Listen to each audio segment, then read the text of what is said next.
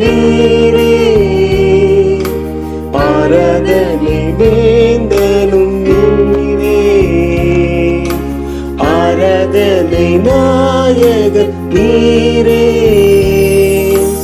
ஆராதனை வேந்தனும் நீரே, ஆயுள் முடியும் வரை உம்மை தொழுதிடுவே, ஆயுள் முடியும் வரை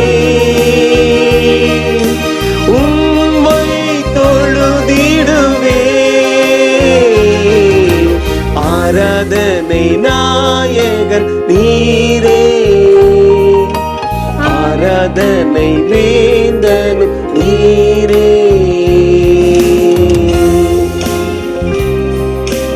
ஆயிரம் பேர்களில் சிறந்தோ ஆண்டவரே சுவீரே, ஆயிரம் பேர்களில் சிறந்தோ ஆண்டவரே சுவீரே, விடி வழியே எங்கள் பிரியம் நீரே, என்னென்றும் தொழுதிடுவே, விடி வழியே எங்கள் பிரியம் நீரே, என்னென்றும் தொழுதிடுவே, ஆராதனை நாயகன் நீரே, ஆராதனை வேந்தனும் நீரே, மாந்தர்கள் போற்றிடும் தெய்வம், மகிமையின் தெய்வம் நீரே, மாந்தர்கள் போற்றிடும் தெய்வம், மகிமையின் தெய்வம் நீரே, முழங்கால் யாவுமே முடங்கிடுமே, மகிழுடன் துதித்திடவே, முழங்கால் யாவுமே முடங்கிடுமே, மகிழுடன் துதித்திடவே, ஆராதனை நாயகன் நீரே, ஆராதனை வேந்தரும் நீரே, ஆராதனை நாயகன் நீரே,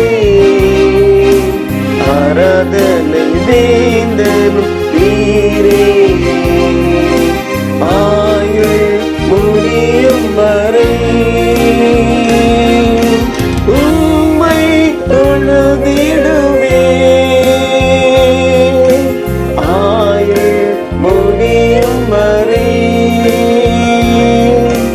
உம்மை தொழுதிடுவே, ஆராதனை நாயகன் நீரே, ஆராதனை வேந்தனும் நீரே, ஆராதனை நாயகன் நீரே, ஆராதனை வேந்தனும் நீரே.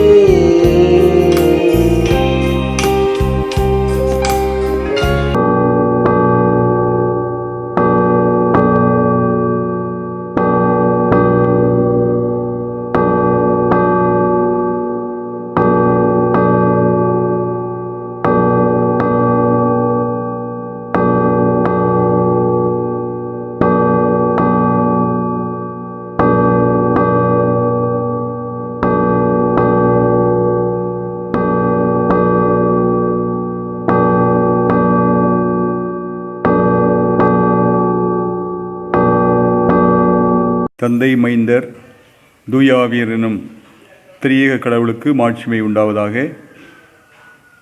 இந்த ஓய்வு நாளின் காலை ஆராதனையிலே நீங்கள் இருக்கின்ற நிலையிலே பங்கு பெற உங்கள் மனதையும் உங்கள் சிந்தைகளையும் கடவுளுக்கு நேராக திருப்பி மிகுந்த பயபக்தியோடும் பணிவோடும் தாழ்மையோடும் ஆண்டவருடைய திருப்பாதத்தண்டையில் வந்து அவரை ஆராதிப்பதற்காக ஆயத்தப்படுகின்ற உங்கள் அனைவரையும் இறைமகன் இயேசு கிறிஸ்துவின் இனிய பெயரிலே அன்போடு வாழ்த்தி வரவேற்றுக் கொள்கின்றேன்.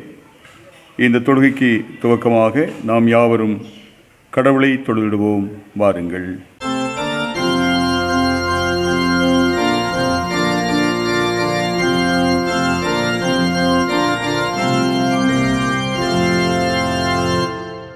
கர்த்தர் பெரியவர், அவர் நமது தேவனுடைய நகரத்திலும் தமது பரிசுத்த பதத்திலும் மிக துதிக்கப்படத்தக்கவர். வடதிசையிலுள்ள சீயோன் பர்வதம் மடிப்பமான ஸ்தானமும் சர்வபூமியின் மகிழ்ச்சியாயிருக்கிறது. அது மகாராஜாவின் நகரம். கர்த்தர் பெரியவர், அவர் நமது தேவனுடைய நகரத்திலும் தமது பரிசுத்த பதத்திலும் மிக துதிக்கப்படத்தக்கவர். நமது வலிமையாகிய கடவுளை மகிழ்ந்து பாடுங்கள். யாக்கோவின் கடவுளை புகழ்ந்து ஏத்துங்கள். நம் கடவுளாகிய ஆண்டவரை பெருமைப்படுத்துங்கள்.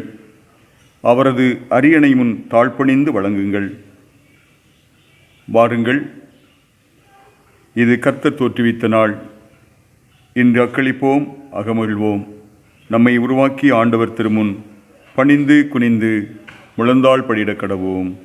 வாருங்கள், ஜெபம் செய்வோமாக. நேற்றும் இன்றும் என்றுமே மாறாதவராக இருந்து எங்கள் வாழ்விலை மாற்றங்களை தந்து ஆசீர்வதிக்கின்ற அன்பின் ஆண்டவரே, அமைதி நிறைந்த ஆசீர்வாதமான இந்த ஓய்வு நாளின் காலை தொழுகையிலே நாங்கள் இருக்கின்ற இடங்களிலே பங்கு பெறும்படி ஆண்டவர் எங்களுக்கு தருகின்ற தருணங்களுக்காக தம்மை போற்றுகின்றோம். என் நாமத்தின் நிமித்தம் 2-3 பேர் மனம் ஒருமித்தவர்களாய் எங்கே கூடினாலும் அவர்கள் நடுவில் இருக்கின்றேன் என்று வாக்கு பண்ணின ஆண்டவர் எங்கள் நடுவில் பிரசன்னராயிருக்கின்றீர் என்பதை இந்த தொழுகையில் பங்கு பெறுகின்ற உமது பிள்ளைகள் உணர்ந்து இந்த ஆராதனையிலே பங்கு பெற அனைவருக்கும் அருள் செய்வீராக. இந்த தொழுகையிலே நாங்கள் பாடுகின்ற பாடல்களும் படிக்கின்ற வசனங்களும் சிந்திக்கின்ற திருமறையின் சிந்தனைகளும் தியானங்களும் ஏறெடுக்கின்ற இறைவேண்டர்களும் விண்ணப்பங்களும் ஆண்டுடைய பரிசுத்த சன்னிதானத்திலே ஏற்புடையதாய் இருப்பதாக. இந்த தூய தொழுகையிலே கலந்து கொள்கின்ற அனைத்து தம்முடைய அடியவர்களையும் ஆண்டவர் அளவில்லாமல் ஆசீர்வதித்தருள வேண்டும் என்று ஜெபிக்கிறோம். இந்த தொழுகையின் வழியாக வருகின்ற எல்லா துதியும் கனமும் மகிமையும் தமக்கே வரட்டும். எங்கள் ஆண்டவரும் எங்கள் மீட்பருமாம் இயேசு கிறிஸ்துவின் திருப்பெயரில் இவைகளை வேண்டிக் கொள்கிறோம் நல்ல பிதாவே, ஆமேன். நாம் யாவரும் இணைந்து ஞான பாடல்களிலே 8வது பாடலை பாடுவோம். ஞான பாடல் 8. ஆ கர்த்தாவே தாழ்மையாக திருப்பாத தண்டையே என்ற பாடல். 8வது ஞான பாடல்.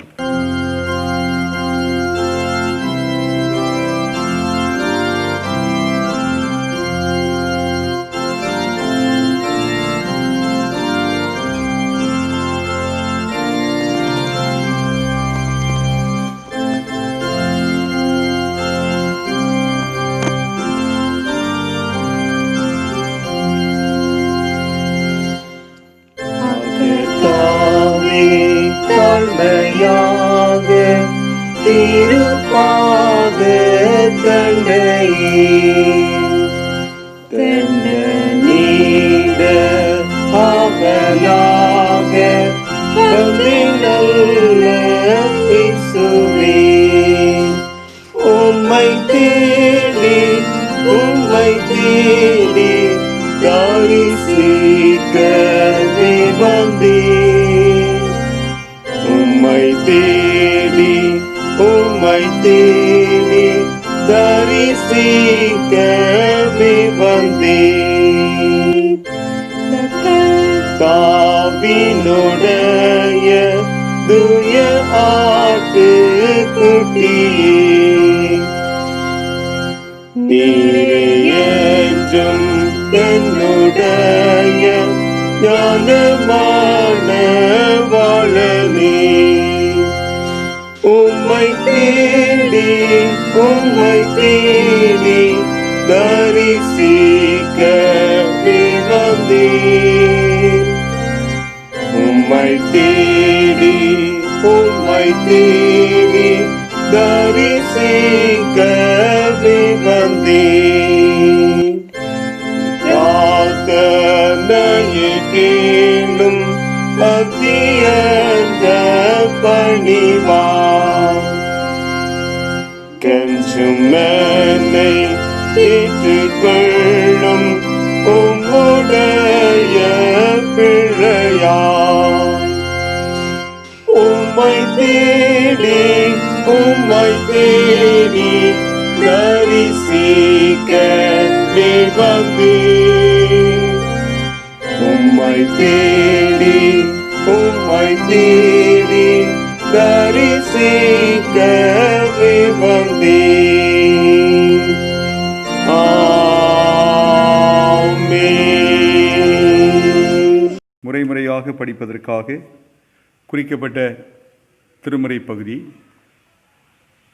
தூய மத்தேயு எழுதிய நற்செய்தி நூல் 5ஆம் அதிகாரம் 3ஆம் வசனத்திலிருந்து 11 வசனங்கள் வரை. மத்தேயு 5:3 முதல். ஆவியில் எளிமை உள்ளவர்கள் பாக்கியவான்கள், பரலோக ராஜ்யம் அவர்களுடையது.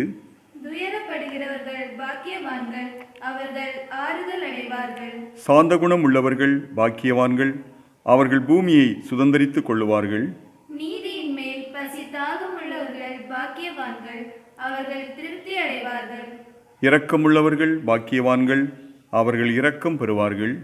இருதயத்தில் சுத்தமுள்ளவர்கள் பாக்கியவான்கள், அவர்கள் தேவனை தரிசிப்பார்கள். சமாதானம் பண்ணுகிறவர்கள் பாக்கியவான்கள், அவர்கள் தேவனுடைய புத்திரர் எனப்படுவார்கள்.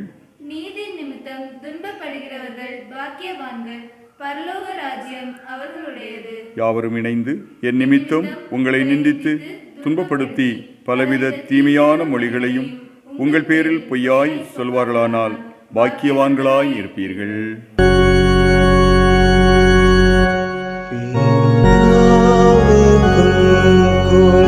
குமாரனுக்கும் பரிசுத்த ஆவிக்கும்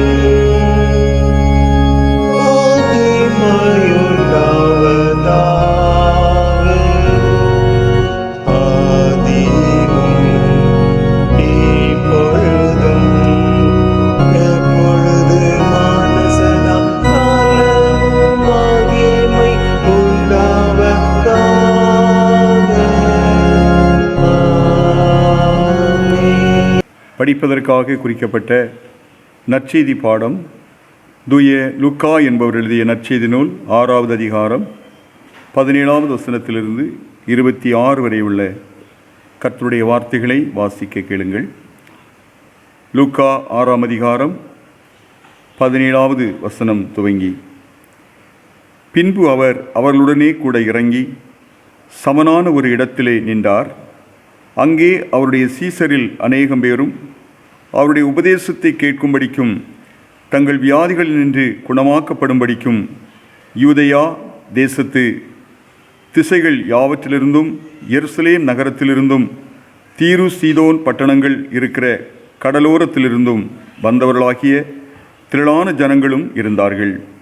அசுத்த ஆவிகளால் பாதிக்கப்பட்டவர்களும் வந்து ஆரோக்கியம் அடைந்தார்கள்.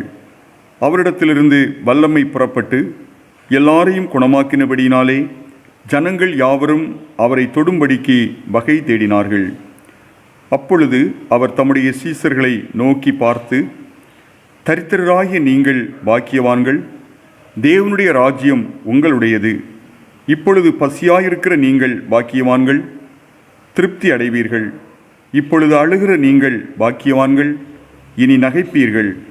மனுஷகுமாரன் நிமித்தமாக ஜனங்கள் உங்களை பகைத்து உங்களை புறம்பாக்கி உங்களை நிந்தித்து உங்கள் நாமத்தை பொல்லாததென்று தள்ளிவிடும் போது நீங்கள் பாக்கியவான்களாய் இருப்பீர்கள்.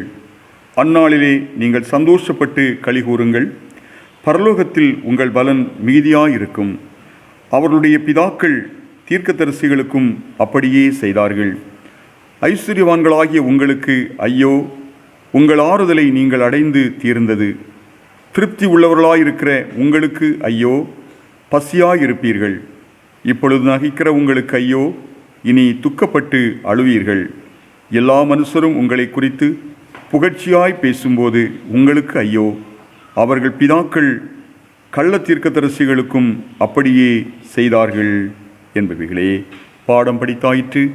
கிறிஸ்துவே, உமது பரிசுத்த நாமத்திற்கே மகிமை உண்டாவதாக.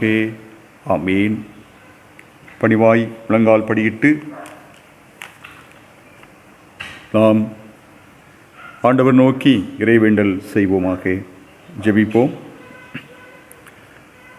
மகா பரிசுத்தமும் மற்றற்ற கிருபையும் அளவில்லா அன்பு நிறைந்த எங்கள் நல்ல ஆண்டவரே, அமைதியும் ஆசீர்வாதமும் நிறைந்த இந்த தூய திருநாளின் ஓய்வு நாள் காலை பொழுதற்காக ஆண்டவருக்கு ஸ்தோத்திரம் செலுத்துகிறோம். சென்ற நாள் முழுவதும் ஆண்டவர் எங்களை சுகபத்திரமாய் பாதுகாத்தீர். வந்ததும் வர இருந்ததுமான ஆபத்துகளுக்கும் விக்கினங்களுக்கும் நாசமோசங்களுக்கும் பட்டயங்களுக்கும் ஆண்டவரே எங்கள் ஆத்துமாவையும் எங்கள் கண்களை கண்ணீருக்கும் கால்களை இடர்களுக்கும் ஆண்டவரே தப்புவித்து மீட்ட உமது அன்புக்காக நன்றி செலுத்துகிறோம்.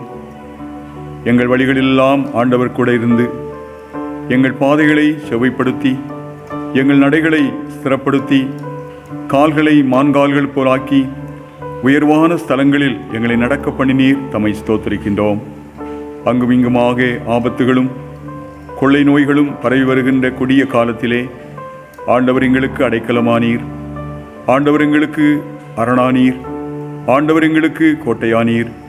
உம்முடைய அடைக்கலமே எங்கள் அடைக்கலமாக, உமது பாதுகாப்பே எங்கள் பாதுகாப்பாக கொள்ளவும் ஆண்டவர் எங்களுக்கு துணை புரிந்தீரே. தம்மை ஸ்தோத்திரிக்கின்றோம்.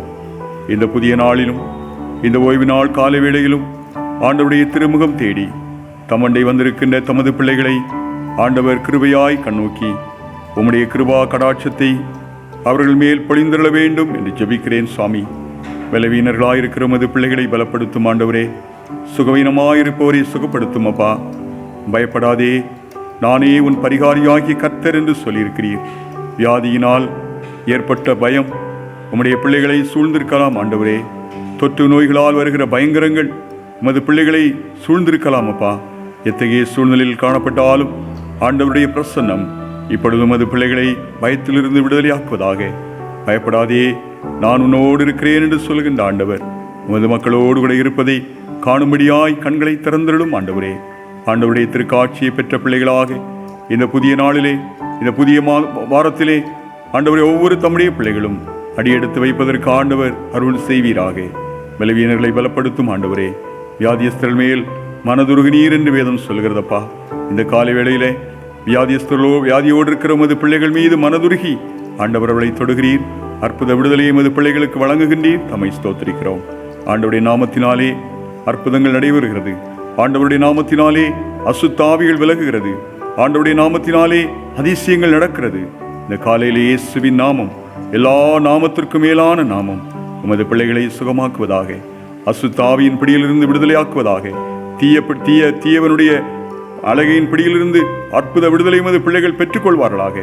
தெய்வீக சுகத்தையும் சமாதானத்தையும் ஆவிக்குரிய ஆசீர்வாதங்களையும் நன்மைகளையும் கிருபையாய் இந்த காலை பொழுதிலே உன் பிள்ளைகளுக்கு நிறைவாய் தருகின்றீர். ஸ்தோத்திரம் அப்பா. இந்த ஜபத்தில் இணைந்திருக்கிற துணை மக்களையும் ஆண்டவர் ஆசீர்வதியும். வீடுகளில் இருந்து கொண்டும் பல்வேறு நிலைகளில் இருந்து கொண்டும் ஆண்டவரே இந்த ஆராதனையில் இணைந்து பங்கு பெறுகின்ற ஒவ்வொருவன் மேலும் இப்பொழுது தெய்வீக பிரசன்னம் இறங்கி உம்முடைய பிள்ளைகளை ஆசீர்வதிப்பதாக. கவலைகளை மாற்றும் ஆண்டவரே. கண்ணீரை துடைத்திடுமையா. தேவைகள் சந்திக்கப்படட்டும். பொருளாதாரத்திலே நலிவுற்று கடன் பாரங்களினால் சோர்வுற்று ஆண்டவரே பல நிலைகளிலே வீழ்ச்சியோடு இருக்கிற பிள்ளைகளுக்காக நான் ஜெபிக்கிறேன் அப்பா. இந்த காலை நேரத்தில் அவர்களுடைய எல்லா நெருக்கடிகளும் மாறட்டும். பலவீனங்கள் மறையட்டும். இயேசுவின் நாமத்தினாலே இழந்து போன ஆசீர்வாதங்கள், இழந்து போன நன்மைகள், இழந்து போன எல்லாவற்றையும் திரும்ப பெற்றுக்கொள்ள தேவாவியான உமது பிள்ளைகளுக்கு துணை புரிகிறீர். ஸ்தோத்திரம்.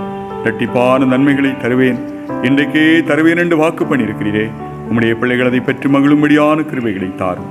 ஆண்டவரே, வீடுகளிலே சொந்த பந்தங்களை விட்டு பிரிந்து தனிமைப்படுத்தப்பட்டிருக்கிற மக்கள், தூர இடங்களில் இருக்கிறவர்கள், வெளிநாடுகளில் இருப்போருக்காக ஜெபிக்கின்றோம். ஆண்டவரே, உடைய பிள்ளைகள் எந்த இடத்தில் இருந்தாலும் ஆண்டவருடைய பாதுகாவல், ஆண்டவரே, அவர்களோடு இருப்பதை அனைவரும் கண்டுகொள்ள கிருபை தாருங்க. நல்ல செய்திகளை கேட்கவும், எங்கள் ஆண்டவரை துதிக்கவும் ஸ்தோத்தரிக்கவும் தொடர்ந்து கர்த்தர் தாமே ஒவ்வொருவருக்கும் அருள் பாலிக்க வேண்டும் என்று நாங்கள் பிரார்த்திக்கின்றோம். இந்த காலை வேளையில ஆண்டவரே, இந்த ஜெபத்திலே இணைந்திருக்கிற அனைத்து மக்களையும் ஆசீர்வதியும். தேவைகளெல்லாம் சந்தித்து குறைகளை எல்லாம் நிறைவாக்கியருளும். ஆண்டவரே, உன் பலவீனத்திலிருந்து மகளே நீ விடுதலையாக்கப்பட்டாய், சமாதானத்தோடு போய் என்று சொன்ன எங்கள் அன்பு தெய்வமே, இந்த காலை வேளையில எத்தகைய பலவீனங்களோடு மது பிள்ளைகள் காணப்பட்டாலும் உடைய பலவீனங்களிலிருந்து விடுதலை தந்து அற்புத சுகம் தந்து மது பிள்ளைகளை ஆசீர்வதிக்கும்படி ஜெபிக்கிறேனப்பா. கண்ணீரை துடைத்திருளும், கவலையை போக்கியருளும். கரம் பிடித்து நடத்துகின்ற தேவ நீரப்பா, கண்மணியை போல எங்களை காக்கின்ற ஆண்டவ நீர் சுவாமி. இந்த உலகத்தின் பொல்லாங்குகள், உலகத்தின் தீமைகள் ஒன்றும் மது பிள்ளைகளை நெருங்காதபடி ஆண்டவர் வேலியடைத்து பாதுகாத்துக் கொள்வீராக. திருச்சபையின் அனைத்து குடும்பங்களுக்காய் ஸ்தோத்திரம். அனைத்து குடும்பங்களையும் ஆசீர்வதியும். எங்களுடைய இந்திய திருநாட்டுக்காக ஜெபிக்கின்றோம். ஆண்டவரே, எங்கள் தேசத்தின் தலைவர்களுக்காக ஜெபிக்கிறோம். ஆளுகை செய்கின்ற, அதிகாரம் வைக்கின்ற அனைவரையும் கர்த்தர் ஆசீர்வதிப்பீராக. அவர்களுக்கு தேவையான சரீர சுகம்பலனை தாரும். அவர்களுக்கு வேண்டிய தெய்வீக ஞானத்தை தாரும். மக்களை நல்வழியிலே நடத்தி செல்ல, தேசத்திலே ஆண்டவரை நலமானதை செய்ய, ஆண்டவர் நல்ல திட்டங்களை கொண்டு வர, மக்கள் நலனிலே அக்கறை செலுத்துகின்ற கிருபைகளை அனைத்து தலைவர்களுக்கும் ஆண்டவர் கிருபையாய் அதிகாரம் வைக்கின்றவர்களுக்கும் தந்து வழிநடத்த வேண்டும் என்று ஜெபிக்கிறோம். அன்பு தெய்வமே, அங்கும் இங்குமாக இருக்கின்ற துன்பங்கள், துயரங்கள், பாடுகள், வேதனைகள், துக்கங்கள் எல்லாவற்றுக்கும் ஒரு முடிவை தாருமப்பா. என் ஆண்டவர் சொல்லாகும் நீங்க கட்டளிட நிற்குமே சுவாமி. இந்த தொற்று நோயினுடைய கொடூரம், இந்த தொற்று நோயினுடைய வீரியம் வெகு சீக்கிரத்திலே நீக்கப்பட்டு நாங்கள் விடுதலையோடு எங்கள் ஆண்டவரை ஆராதிப்பதற்கும், ஆண்டவரை தொழுது கொள்வதற்கும் ஆண்டவர் வாய்ப்பை எங்களுக்கு வழங்க வேண்டும் என்று ஜெபிக்கின்றோம். இந்த காலை வேளையிலே உலக நாடுகளுக்காக ஜெபிக்கிறோம். உலக நாடுகளிலும் ஆண்டவர் இருக்கின்ற எல்லா தீமைகளும் அகன்று போகட்டும். அனைத்து மக்களும் அமைதியாய் சமாதானமாய் வாழுகின்ற காலங்களை தாருங்க. அண்டை நாடுகளிலே, குறிப்பாக எங்களுடைய எல்லை பகுதிகளில் இருக்கிற பதட்டமான சூழ்நிலைகள், போர் மேகங்கள் முழுமையாய் விலகி போகட்டும். ஆண்டவரே, அமைதியின் சூழ்நிலை நிலவ ஆண்டவர் அனுக்கிரகம் செய்ய வேண்டும் என்று ஜெபிக்கிறோம் அப்பா. போர் தளவாடங்கள், யுத்த தளவாடங்கள் மண்வெட்டிகளாய் ஆண்டவரே ஆக்கப்பூர்வமான கருவிகளாய் மாற்றப்படுவதாக. ஆண்டவரே, மனிதர்களை அழிக்கின்ற தீமையான சக்திகள் தேசத்தை விட்டு அகன்று போகட்டும். ஆண்டவரே, மனிதநேயமற்ற படுகொலைகள், மனிதநேயமற்ற கலவரங்கள், மனிதநேயமற்ற ஆண்டவரே பயங்கரமான தீமைகள் தேசத்தை விட்டு அழிந்து போவதாக.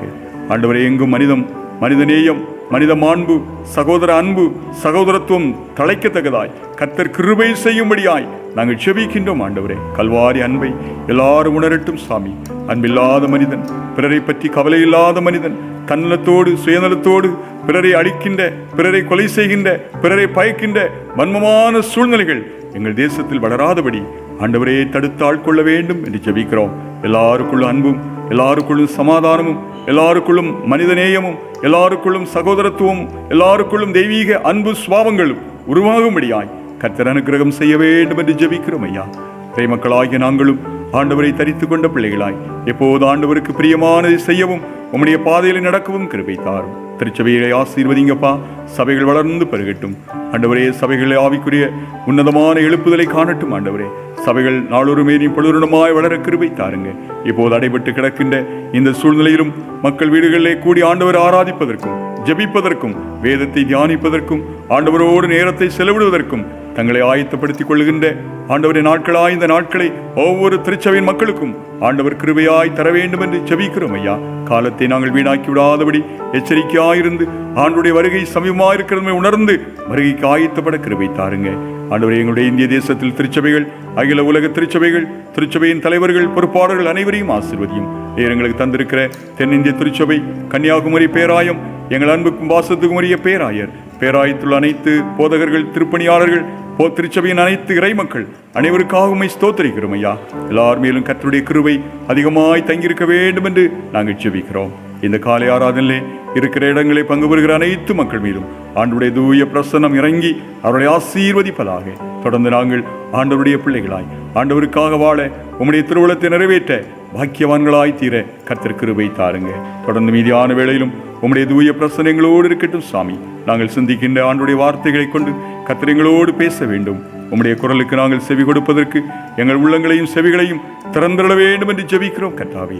எல்லா துதியும் கனமும் மகிமையும் நாங்கள் உமக்கே தருகின்றோம். எங்கள் ஆண்டவர் மீட்பருமாம் இயேசு கிறிஸ்துவின் இன்ப நாமத்தில் இவைகளை பணிவோடு வேண்டுகிறோம். ஜெபம் கேளும் எங்கள் ஜீவனுள்ள நல்ல பிதாவே, ஆமேன். நாம் யாவரும் இணைந்து ஆண்டவராகிய இயேசு கிறிஸ்து நமக்கு கற்றுக் கொடுத்த இறைவேண்டலை ஏறெடுப்போமாக. பரமண்டலங்களில் இருக்கின்ற எங்கள் பிதாவே, உம்முடைய நாமம் பரிசுத்தப்படுவதாக, உம்முடைய ராஜ்யம் வருவதாக, உமது சித்தம் பரலோகத்திலே செய்யப்படுகிறது போல பூமியிலும் செய்யப்படுவதாக. எங்களுக்கு வேண்டிய ஆகாரத்தை இன்று எங்களுக்கு தாரும். எங்கள் கடனாளிகளுக்கு நாங்கள் மன்னிக்கிறது போல எங்கள் கடன்களை எங்களுக்கு மன்னித்தருளும். எங்களை சோதனைக்கு உட்பட பண்ணாமல் தீமையினின்று ரட்சித்துக் கொள்ளும். ராஜ்யமும் வல்லமையும் மகிமையும் என்னென்றைக்கும் உம்முடையவைகளே, ஆமேன். நாம் யாவரும்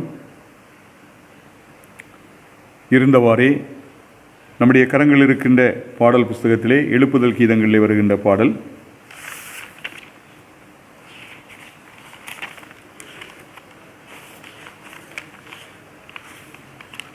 170வது எழுப்புதல் கீதம், பொங்கி வரும் அருள் மனிதரை மாற்றிடுதே என்ற பாடலை நாம் அனைவரும் உற்சாகமாக பாடி கர்த்தருடைய திருப்பெயரை மாட்சிப்படுத்துவோம்.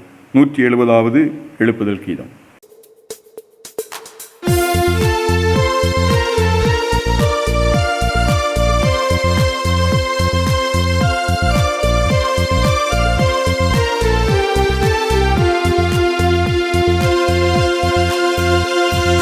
பொங்கி வரும் அருள் மனிதரை மாற்றிடுதே, மங்கி போன மனம் புது வாழ்வில் மலர்ந்திடுதே. பொங்கி வரும் அருள் மனிதனை மாற்றிடுதே, தீயவர் திருடரும் கொடியவர் கொலைஞரும் இயேசுவில் மாற்றம் பெற்றார். மாறிய மனதுடன் மங்கள வாழ்விற்கு அழைக்கிறார், ஓடியே வா. பொங்கி வரும் அருள் மனிதரை மாற்றிடுதே, மங்கி போன மனம் புது வாழ்வில் மலர்ந்திடுதே. பொங்கி வரும் அருள் மனிதரை மாற்றிடுதே.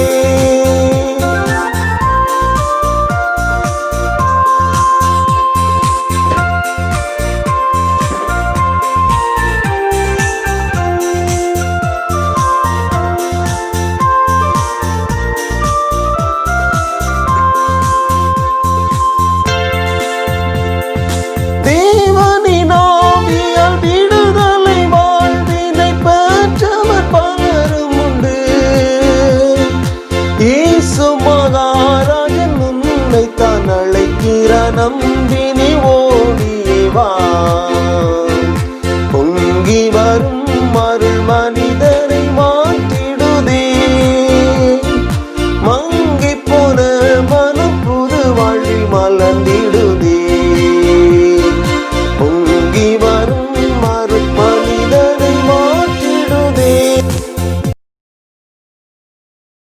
கிறிஸ்து இயேசுவில் எனக்கு மிகவும் அன்பான இறைமக்களே, இந்த பரிசுத்தமான ஓய்வு நாளின் காலை வேளையிலே சமூக வலைத்தள ஊடகத்தின் வாயிலாக உங்களை சந்திப்பதிலே மற்றற்ற மகிழ்ச்சி அடைகின்றேன். பிள்ளையார்புரம் திருச்சபையின் சார்பாக உங்கள் யாவருக்கும் திருப்பணியாளர் சார்பாக வாழ்த்துக்களை கூறுகின்றேன். நம்முடைய ஆண்டவராகிய இயேசு கிறிஸ்துவினாலும் தந்தையாகிய கடவுளாலும் உங்களுக்கு கிருபையும் சமாதானமும் உண்டாவதாக. நாம் வாழ்கின்ற நெருக்கடியான உலகம், பல நிலைகளிலே எங்கு பார்த்தாலும் மக்களுடைய அலறுதல், கதறல், அழுகுரல் காதுகளில் கேட்டுக்கொண்டே இருக்கின்றது.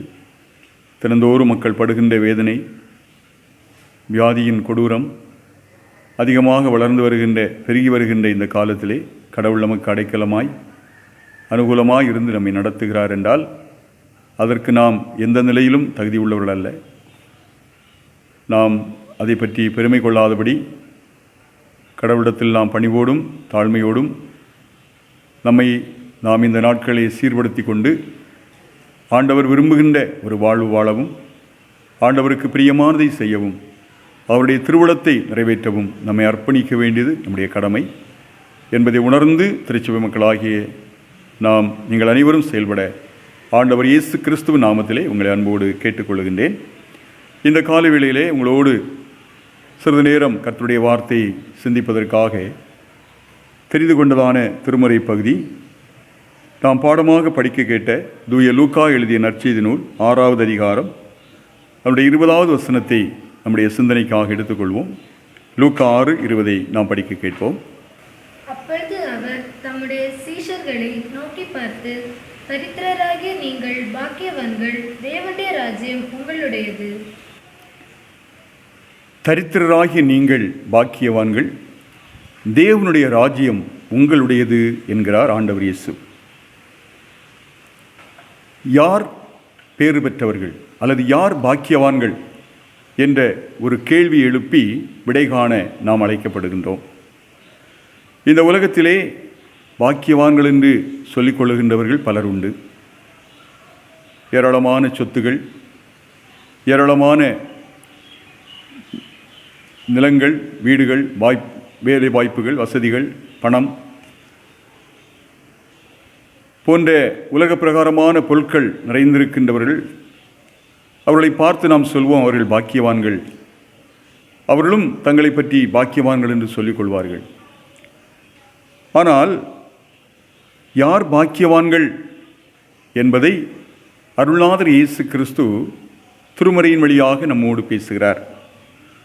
நாம் வாசிக்கிட்ட அந்த பகுதியிலே தரித்திரராகிய நீங்கள் பாக்கியவான்கள், தேவனுடைய அரசு உங்களுடையது என்று சொல்கின்றார்.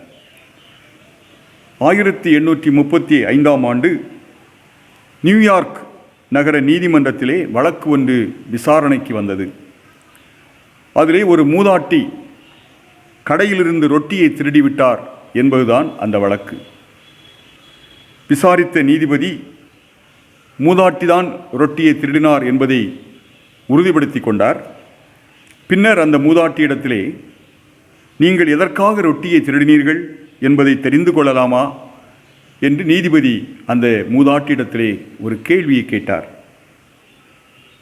மூதாட்டியோ மிகவும் உடைந்து போன குரலில், ஐயா, நான் ஒரு ஏழை, கணவனை இழந்தவர், எனக்கு ஒரே ஒரு மகள் இருக்கின்றாள், அவளும் படுத்த படுக்கையிலே கிடக்கின்றாள், அவளுக்கு 2 பிள்ளைகள், கணவன் அவளை கைவிட்டு விட்டார், இப்போது கணவனும் அவளோடு இல்லை. இத்தகைய சூழ்நிலையிலே அவளுக்கும் அவளுடைய பிள்ளைகளுக்கும் உணவு கொடுக்க என்ன செய்வதென்று எனக்கு வேறு வழியே தெரியவில்லை. நான் யோசித்து கொண்டே இருந்தேன். முடிவில் கடையிலிருந்து ரொட்டியை திருட முடிவு செய்து இந்த செயலில் ஈடுபட்டேன் என்று சொன்னார். அந்த மூதாட்டி சொன்னதை கேட்டு நீதிபதியும் நீதிமன்றத்தில் இருந்த எல்லோரும் கனத்த இருதயத்தோடு அமைதியாகிவிட்டார்கள். மீண்டுமாக அந்த நீதிபதி மூதாட்டியை பார்த்து சொன்னார், அம்மா, சட்டத்திற்கு முன்பு எல்லோருமே சமம். எனவே நீங்கள் செய்த இந்த திருட்டு குற்றத்திற்கு $10 அபராதமும் கட்ட வேண்டும், அல்ல என்றால் 10 நாட்கள் சிறை தண்டனை அனுபவிக்க வேண்டும் என்று சொன்னார்கள். அப்போது அந்த மூதாட்டி, ஐயா, $10 என்னிடம் இருந்தால் நான் ஏன் இதை திருடப் போகிறேன்? மேலும் ரொட்டி திருடிய குற்றத்திற்காக நான் சிறைக்கு செல்ல நேர்ந்தால் என்னை நம்பியிருக்கிற என்னுடைய மகளும் 2 குழந்தைகளுடைய கதி என்னவாகும் என்று நான் எண்ணி பார்க்கும்போது நான் மிகவும் கலங்குகிறேன் என்று சொல்லி கண்ணீர் விட்டு கதறி அழுதார்கள். இதை பார்த்த அந்த நீதிபதி, அந்த நீதிமன்றத்தில் உள்ள அனைவருடைய நெஞ்சமும் பதறியது.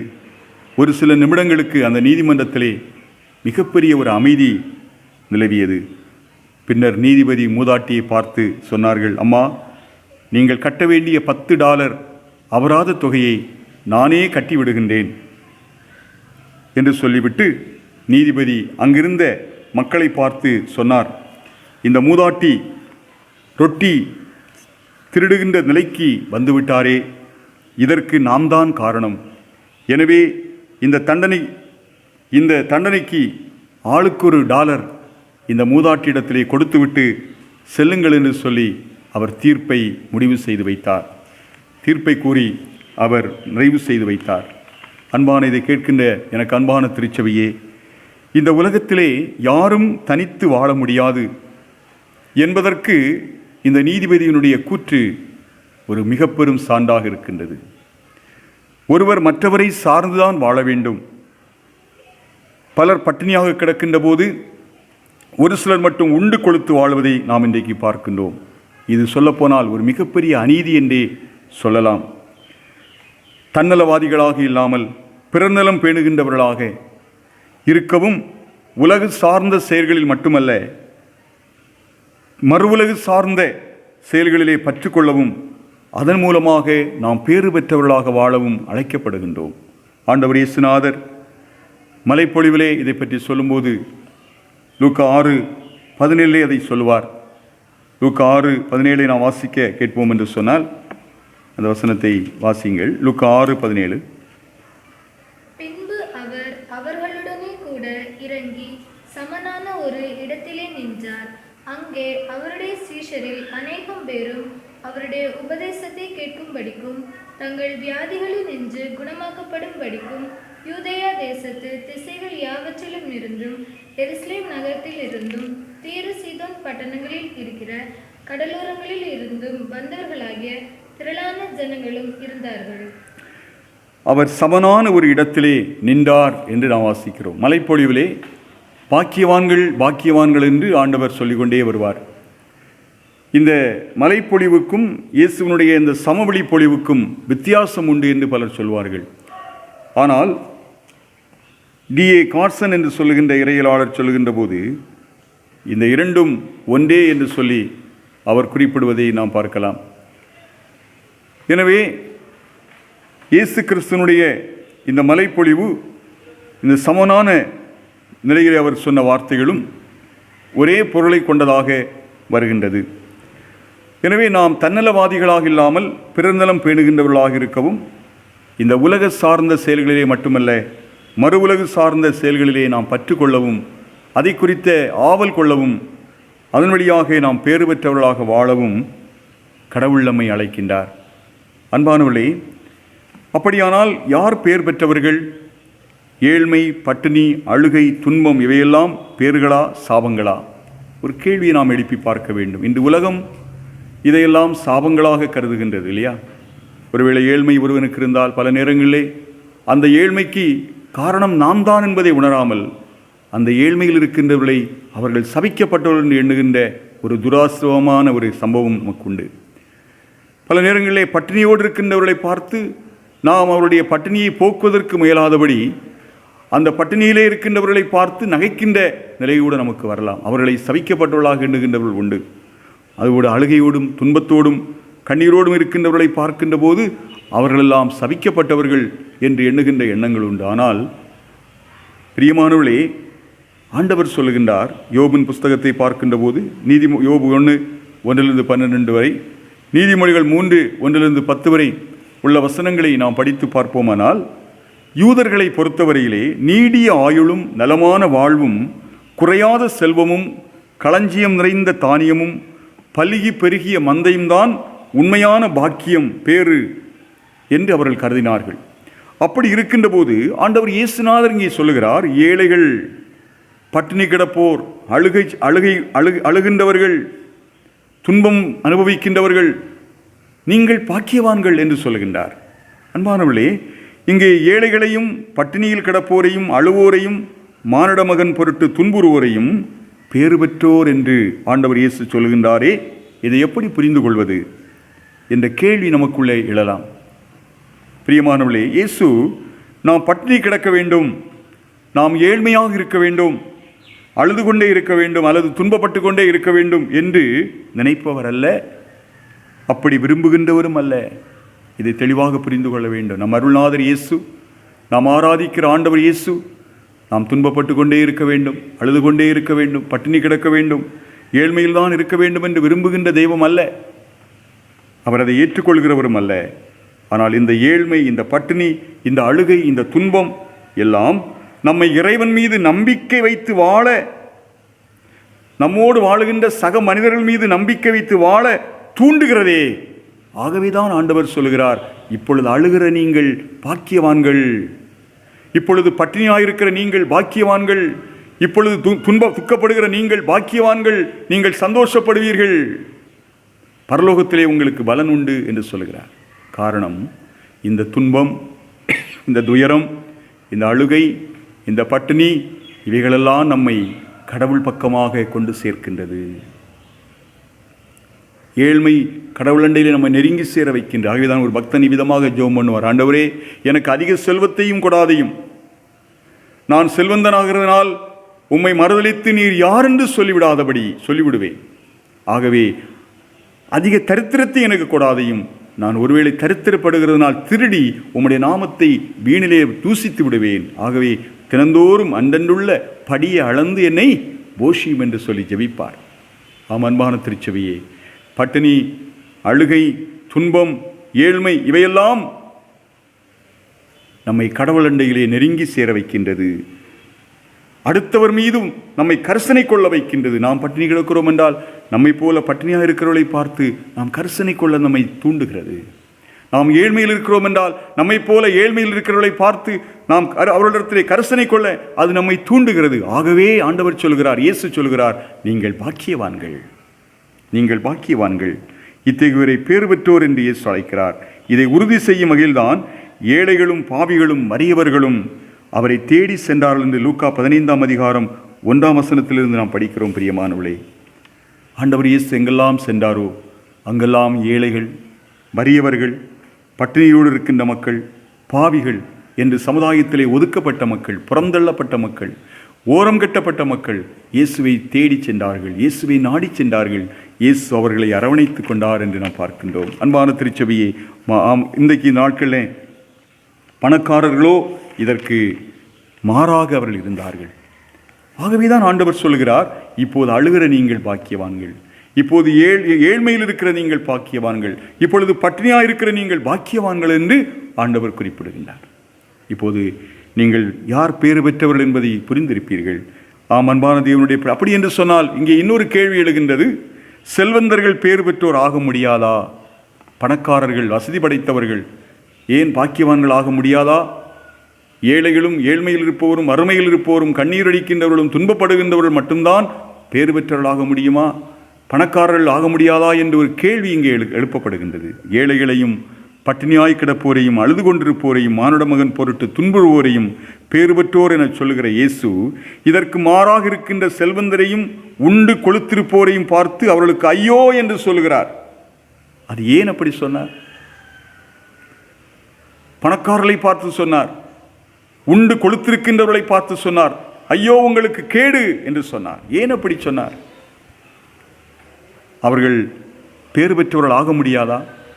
அவர்கள் பாக்கியவான்கள் ஆக முடியாதா என்ற ஒரு கேள்வியை நாம் எழுப்பி பார்ப்போம் என்று சொன்னால், அவர்களால் பேறு பெற்றோராக முடியாது என்ற கேள்வி பல நேரங்களில் நமக்கு எழலாம். செல்வந்தர்கள் இத்தகைய கடும் சொல்லுக்கு ஆளாக காரணம் என்ன? செல்வந்தர்கள் இத்தகைய கடுமையான ஆண்டவர் இயேசுவின் சாடலுக்கு ஆளாக காரணம் என்னவென்றால், அவர்கள் கடவுளை மறந்து தங்களோடு வாழக்கூடிய சக மனிதர்களை மறந்து வாழ்ந்தார்கள்.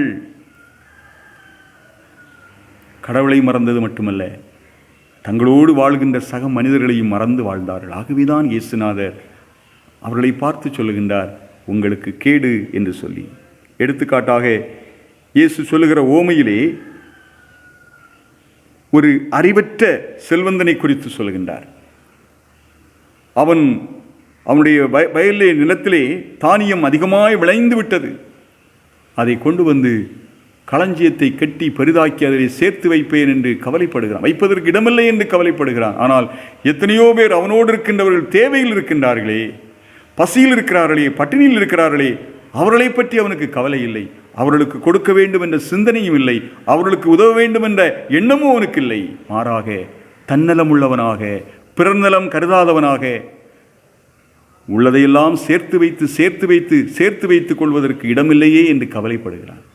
ஆகவேதான் ஆண்டவர் அவனை பார்த்து சொல்கிறார், முட்டாளே, அறிவிலியே, இன்று இரவு உன்னுடைய உயிர் உன்னை விட்டு பிரியுமானால் நீ சேர்த்து வைத்ததெல்லாம் யாருடையதாகும் என்று ஆண்டவர் அவனை பற்றி அவனோடு பேசுகிறார். அன்பான திருச்சபையே, அப்போ செல்வந்தர்கள் பேறு பெற்றவர்கள் ஆக முடியாதா என்ற கேள்வி இங்கேயும் எழுகின்றது. அதே போன்று லூக்கா 16 அதிகாரத்தில் நாம் பார்ப்போமானால், லூக்கா 16 வசனத்தை வாசியுங்கள். லூக்கா 16. லாசரு என்னும் பெயர் கொண்ட ஒரு தரித்திரனும் இருந்தான். அவன் பருக்கள் நிறைந்தவனாய் அந்த ஐஸ்வர்யவானுடைய வாசலருகே கிடந்து அவனுடைய மேஜிலிருந்து விழும் துணிக்கைகளாலே தன் பசியை ஆற்ற ஆசையாயிருந்தான். நாய்கள் வந்து அவன் பருக்களை நக்கிட்டு. பாருங்கள், இங்கே லாசர் என்று சொல்லுகின்ற ஒரு ஏழை மனிதன் ஐஸ்வர்யவானுடைய வாசலிலே கிடக்கின்றான். இந்த ஐஸ்வர்யவான் செய்தது என்ன? கடவுளை மறந்தது மட்டுமல்ல, சக மனிதனாகிய ஒரு லாசர் அவனுடைய வீட்டு வாசலிலே கிடக்கின்றானே, அவனையும் அவன் மறந்து விட்டான். அவனுடைய பசி அவனை கொல்லுகின்றது. இவனுடைய மேஜையிலிருந்து விழுகின்ற எச்சிலால் தன்னுடைய வயிற்றை நிரப்ப ஆசையாயிருந்தான். அது கூட அவனுக்கு கிடைக்கவில்லை.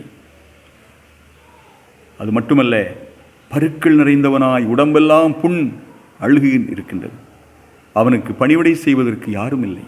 நாய்கள் வந்து அந்த ஏழை மனிதன் லாசருக்கு பணிவிடை செய்கின்றது. ஆம் பிரியமானவர்களே, ஆகவேதான் ஆண்டவர் சொல்லுகின்றார், அவனுக்கு அழிவு வந்தது. இந்த லாசரும் அந்த ஐஸ்வர்யவானும் ஒரே நாளில் 2 பேரும் மரணம் அடைகின்றார்கள். இந்த லாசர் ஆபிரகாமின் மடியிலே போய் கொண்டுவிடப்படுகின்றான். இந்த ஐஸ்வர்யவான் செல்வந்தனோ அங்கே நரகத்திலே கொடிய வேதனைப்படுகின்றான்.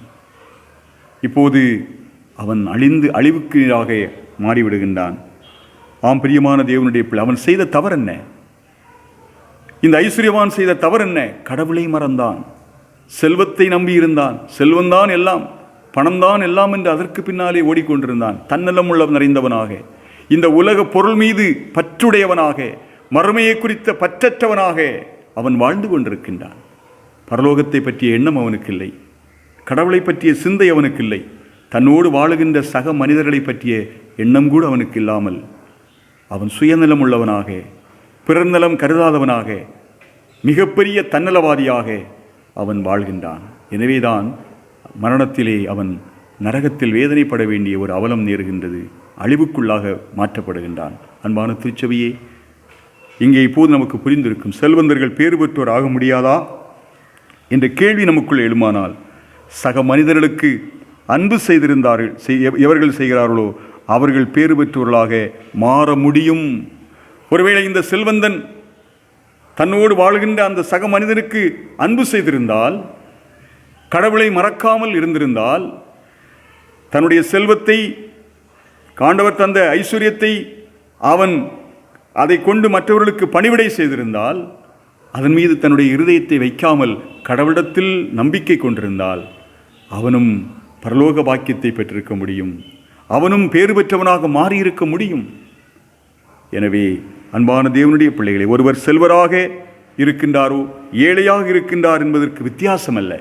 இங்கே அந்த வித்தியாசம் அல்ல, அதை புரிந்து கொள்ள வேண்டும். இயேசுவினுடைய காரியத்தை, இயேசு சொல்கிற அந்த சத்தியத்தை, உண்மையை நாம் உணர்ந்து கொள்ள வேண்டும். ஒருவர் ஏழையாக அல்லது செல்வராக இருப்பது முக்கியமல்ல, அவர்கள் இறைவன் மீது நம்பிக்கை வைத்து வாழ்கின்ற ஒரு வாழ்வு, அதே போல சக மனிதனிடத்திலே அன்பு செலுத்துவதுமே முக்கியம். செல்வந்தனாக இருந்தாலும் சரி, ஏழையாக இருந்தாலும் சரி, அவர்கள் கடவுளிடத்தில் நம்பிக்கை வைத்து சக மனிதரிடத்திலே அன்பு செய்து வாழ வேண்டும். அதை தான் ஆண்டவர் இங்கே சுட்டி காட்டுகின்றார். அவர்கள்தான் பேறு பெற்றவர்களாக முடியும். அப்படியானால் இயேசு செல்வந்தர்கள் பேறு பெற்றவர்களாக முடியாது என்று சொன்னாரா? இல்லவே இல்லை. அதை தெளிவாக புரிந்து கொள்ள வேண்டும். ஏன் அவர்களுக்கு ஐயோ கேடு என்று சொன்னார்? அவர்கள் செல்வத்தை நம்பி சுயநலத்தோடு வாழ்ந்தார்கள், சக மனிதர்களை மறந்து போனார்கள். ஆனால் ஏழைகள், பட்டினியாயிருப்பவர்கள், துன்பப்பட்டவர்கள், துயரப்பட்டவர்கள், அவர்கள் ஆண்டவரிடத்திலே வந்தார்கள், அவரை சார்ந்து கொண்டார்கள், அவரை நம்பினார்கள். அவர்களை பார்த்து சொன்னார், நீங்கள் பேறு பெற்றவர்கள். இப்போது அழுது துக்கப்படுகிற நீங்கள் பேறு பெற்றவர்கள், இனி சந்தோஷப்பட்டு நகைப்பீர்கள். இப்போது பசியாயிருக்கிற நீங்கள் பேறு பெற்றவர்கள், இனி திருப்தியாயிருப்பீர்கள் என்று சொன்னார். அன்பான திருச்சபையே, நாம் பேறு பெற்றவர்களாக வாழ வேண்டுமானால், ஆண்டவர் அருளுகின்ற பாக்கியத்தை பெற்றுக்கொள்ள வேண்டும் என்று சொன்னால், நம்முடைய வாழ்க்கையிலே கடவுள் மீது நம்பிக்கை கொள்கின்றவர்களாக, அதே நேரம் நம்மோடு இருக்கின்ற சகோதர சகோதரிடத்திலே அன்பு செய்கின்றவர்களாக, அவருடைய தேவையிலே உதவி செய்கின்றவர்களாக, அவர்களோடு நாம் பங்கு பெறுகின்றவர்களாக அவர்களை மறக்காமல் இருக்க வேண்டும். ஏழை எளியவர்களை மறக்காமல் இருக்க வேண்டும். கடவுளை மறக்காமல் இருக்க வேண்டும். கடவுளிடத்தில் அன்பு செய்கின்றவன், கண்ட சகோதரிடத்தில் அன்பு செய்கின்றவன், அன்பு செய்யாதவன் காணாத கடவுளிடத்தில் எப்படி அன்பு செய்ய முடியும்? ஆகவே கடவுளிடத்தில் அன்பு செய்கிறேன் என்று சொல்லுகின்றவன் சக மனிதரிடத்தில் அன்பு செய்ய வேண்டும். இன்றைக்கு அநேகர் கடவுள் மட்டும் எனக்கு போதையா, வேற யாரும் வேண்டாம் அப்படிம்பாங்க. எனக்கு கடவுள் மட்டும் போதும், வேற யாரும் வேண்டாம். இது ஒரு விதமான பெருமை. கடவுள் அப்படி சொல்லவில்லை,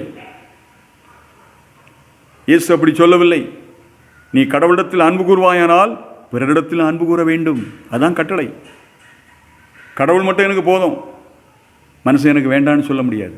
நான் முதலே சொன்னேன், நாம் எல்லோரும் ஒருவரை ஒருவர் சார்ந்து வாழ அழைக்கப்படுகிற அந்த நீதிபதி அதைத்தான் சொன்னார். அந்த ஏழை விதவி இந்த ரொட்டியை திருடுவதற்கு காரணம் நாம் தான். ஆகவே நீங்கள் எல்லாரும் ஆளுக்கு $1 கொடுத்து விட்டு போங்கள் என்று தீர்ப்பை முடித்து வைத்தார். இந்த கேஸை முடித்து வைத்தார். நம்மோடு வாழுகின்ற ஏழை எளிய மக்கள், சமுதாயத்திலே கஷ்டப்படுகின்றவர்கள், துன்பப்படுகிறவர்கள், துயரப்படுகின்றவர்கள், அவர்களெல்லாம் நம்முடைய சகோதர சகோதரிகள். அவர்களோடு நாம் இணைந்து வாழ வேண்டும். அவர்களோடு நாம் நம்மை அன்பு செய்ய வேண்டும். அவர்களெல்லாம் வேண்டாம், நான் தனித்து வாழ்வேன், கடவுளிடத்தில் மட்டும் அன்பு செய்து விட்டு இருப்பேன் என்று சொன்னால் அவன் பொய்யன். கண்ட சகோதர சகோதரிடத்தில் அன்பு செய்யாதவன் காணாத கடவுளிடத்தில் எப்படி அன்பு கூறுவான்? அவன் பொய்யன் என்று வேதம் சொல்லுகிறது. எனவே நாம் இயேசுவிடத்தில் அன்பு கூற வேண்டும், ஆண்டவரிடத்தில் நம்பிக்கை வைக்க வேண்டும்.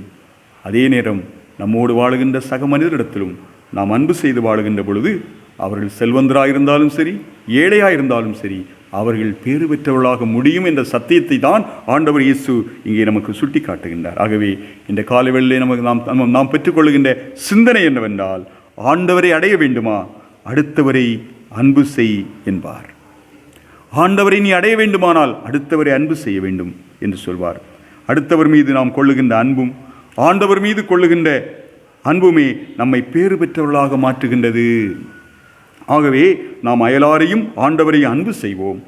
அதன் வழியாக பேறு பெற்றவராகி இறைவனுடைய அருளை நிறைவாக பெற்று வாழ்வோம் என்பதிலே எந்த விதமான சந்தேகமே கிடையாது. ஆகவே எனக்கு அன்பான திருச்சபையே, இந்த காலை வேளையிலே நாம் ஆண்டவரை அன்பு செய்வோம், அடுத்தவரையும் அன்பு செய்வோம். அதன் வழியாக இறைவனுடைய பாக்கியத்தை பற்றி இந்த பூமியிலும் மறுமையிலும் வாழ்வோம். அவருடைய அருள் அதற்காக நமக்கு கொடுக்கப்பட்டிருக்கிறது. அந்த அருளை பற்றி கொள்வோம். அப்படிப்பட்ட கிருபையை, அப்படிப்பட்ட பாக்கியத்தை ஆண்டவர் தம்முடைய பிள்ளைகளுக்கு தர ஆவலோடு இருக்கின்றார். இந்த பேறு பெற்ற வாழ்வை நாம் நம்முடைய வாழ்க்கையிலே சொந்தமாக்கிக் கொள்வோம். கர்த்தருடைய ஆசீர்வாதத்தை நிறைவாய் பெறுவோம். கர்த்தர் தாமே இந்த வார்த்தைகளின் வழியாக நம்மை ஆசீர்வதிப்பாராக. ஆமீன். நாம் யாவரும் நம்முடைய விசுவாசத்தை அப்போஸ்தலர் விசுவாசத்தின் வழியாக உறுதி செய்து கொள்வோம். வானத்தையும் பூமியும் படைத்த சர்வ வல்லமையுள்ள பிதாவாகிய கடவுளை விசுவாசிக்கிறேன். அவருடைய ஒரே குமாரனாகிய நம்முடைய நாதர் இயேசு கிறிஸ்துவையும் விசுவாசிக்கிறேன். அவர் பரிசுத்த ஆவியினாலே கன்னிமரியிடத்தில் உட்பவித்து பிறந்தார். பொந்தி பிலாத்துவின் காலத்தில் பாடுபட்டு சிலுவையில் அறையுண்டு மரித்து அடக்கம் பண்ணப்பட்டு பாதாளத்தில் இறங்கினார். 3ஆம் நாள் மரித்தோடமிருந்து எழுந்தளினார். பரமண்டலத்துக்கு ஏறி சர்வ வல்லமையுள்ள பிதாவாகிய கடவுளின் வலது பார்சத்திலே வீற்றிருக்கிறார். அவ்விடத்திலிருந்து உயிருள்ளோரையும் மரித்தோரையும் நியாயந்தீர்க்க வருவார். பரிசுத்த ஆவியை விசுவாசிக்கிறேன். பொதுவாயிருக்கிற பரிசுத்த சபையும் பரிசுத்தவான்களுடைய ஐக்கியமும் பாவ மன்னிப்பும் மரித்தோர் உயிர்த்தெழுதலும் நித்திய ஜீவனும் உண்டென்று விசுவாசிக்கிறேன். ஆமீன். நாம் யாவரும் கீர்த்தனைகளிலே 369வது கீர்த்தனையை பாடுவோம். ஐயையா நான் வந்தேன், தேவ ஆட்டுக்குட்டி வந்தேன். இந்த தொழுகையின் நிறைவுக்காக 369வது கீர்த்தனையை நாம் பாடி ஆண்டவருக்கு நம்மை அர்ப்பணம் செய்வோம்.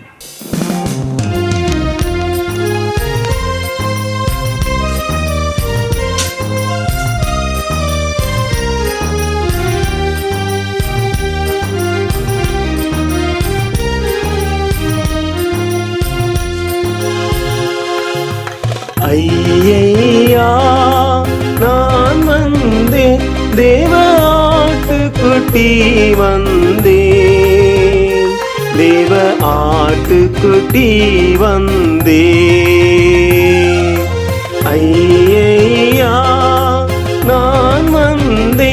தேவ ஆட்டுக்குட்டி வந்தே, தேவ ஆட்டுக்குட்டி வந்தே. துயன்னி சோரி பாவி எனக்காய் சிந்தி துஷ்டன் என்னை அழைத்தீ. துயன்னி சோரி பாவி எனக்காய் சிந்தி துஷ்டன் என்னை அழைத்தீ. தயை செய்வோம் என்றே இதை அல்லாது போக்கில்லை, தேவாட்டுக்குட்டி வந்தே. தயை செய்வோம் என்றே இதை அல்லாது போக்கில்லை, தேவாட்டுக்குட்டி வந்தே. ஐயா நான் வந்தேன், தேவ ஆட்டுக்குட்டி வந்தேன், தேவ ஆட்டுக்குட்டி வந்தேன். எண்ணம் வெளியே போராட்டங்கள் உட்பயம் எத்தனையோ. எண்ணம் வெளியே போராட்டங்கள் உட்பயம் எத்தனையோ. இவை திண்ணம் அகற்றி எளிஞனை ரட்சியும், தேவாட்டுக்குட்டி வந்தேன்.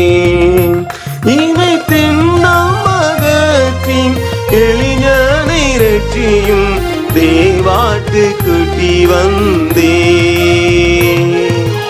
ஐயா நான் வந்தேன், தேவ ஆட்டுக்குட்டி வந்தேன், தேவ ஆட்டுக்குட்டி வந்தேன். ஏற்றுக்கொண்டு மன்னிப்பீந்து சுத்திகரித்து என்னை அரவணையும். ஏற்றுக்கொண்டு மன்னிப்பீந்து சுத்திகரித்து என்னை அரவணையும். மனம் தேற்றிக் கொண்டேன் உந்தன் வாக்கு தத்தங்களால், தேவாட்டுக்குட்டி வந்தே.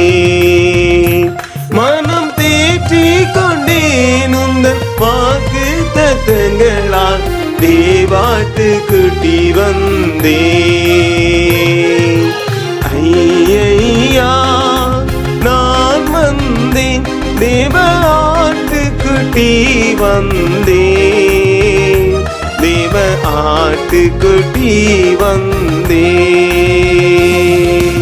ஐயா நான் வந்தேன், தேவ ஆட்டுக்குட்டி வந்தேன், தேவ ஆட்டுக்குட்டி வந்தேன். இந்த தொழுகையினுடைய நிறைவுக்காக யாவரும் இருக்கின்ற இடங்களிலே முழங்கால் படியிட்டு ஆண்டவர் நோக்கி நாம் இறை வேண்டுதல் செய்வோமாக. ஜெபிப்போம். கிருபை உள்ள எங்கள் அன்பின் கர்த்தாவே,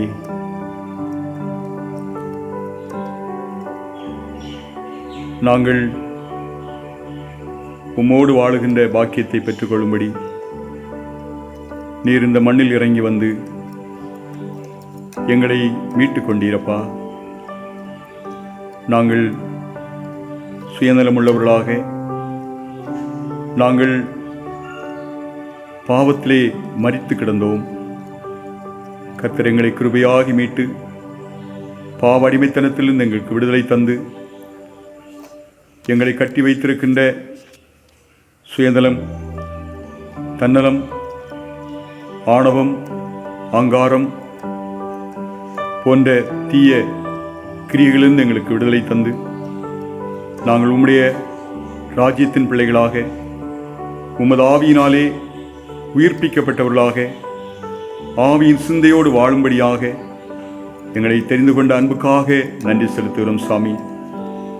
நீர் எங்களை உம்முடைய பாக்கியத்தின் பிள்ளைகளாய் மாற்றியிருக்கிறீரே. நாங்கள் இந்த பாக்கியத்திற்கு பங்காளிகளாய் நடந்து கொள்ள கிருபை தாருங்க. யார் பேறு பெற்றவர்கள், யார் பாக்கியவான்கள் என்று சொல்லுகின்ற ஒரு கேள்விக்கு ஆண்டவர் தருகின்ற பதில், ஆண்டவருடைய மலைப்பொழிவிலே, சமவெளி பொழிவிலே சொல்லப்பட்ட வார்த்தைகளை நாங்கள் தியானித்தோம் சாமி. ஆமாண்டவரே, அழுகின்றவர்கள், துன்பப்படுகின்றவர்கள், ஏழ்மையில் இருப்பவர்கள், பட்டினியாயிருப்பவர்கள், அவர்கள் பேறு பெற்றவர்கள் என்று சொன்னீங்கப்பா.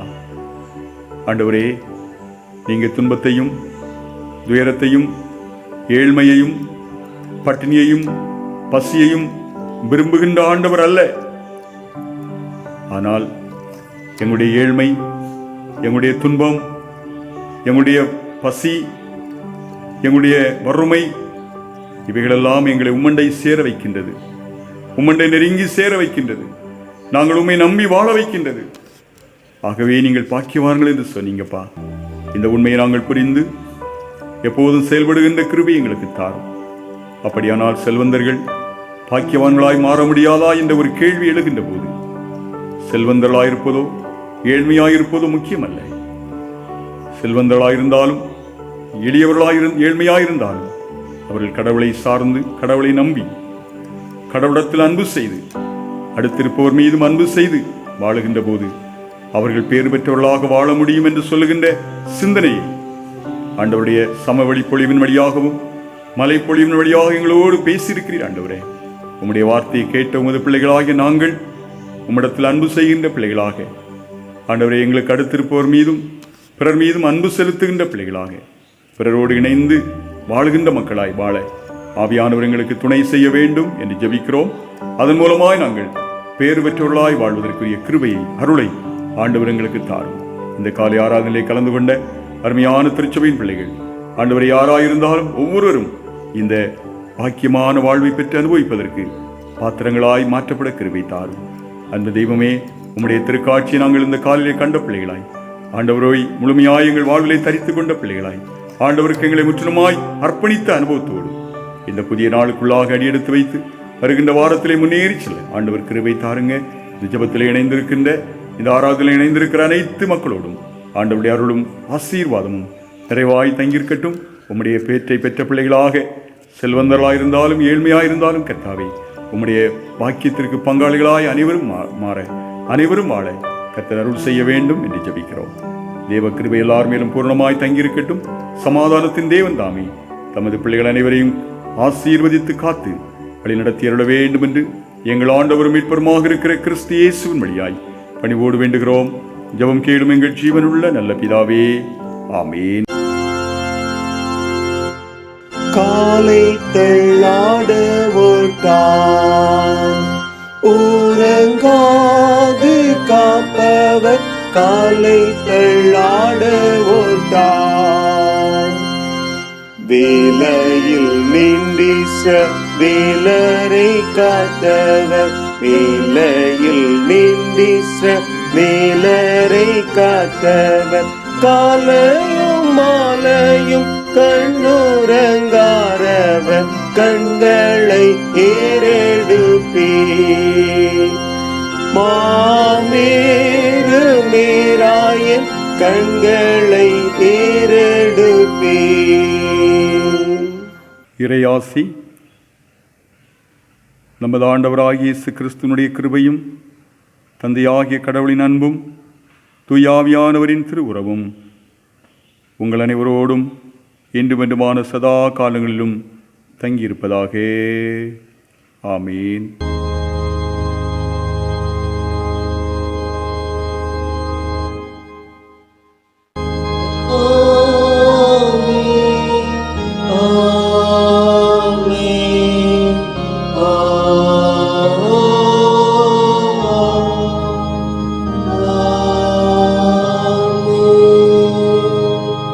நாம் யாவரும் சங்கீதக்காரனோடு சேர்ந்து ஸ்தோத்திர ஜெபத்தை ஏறெடுப்போம்.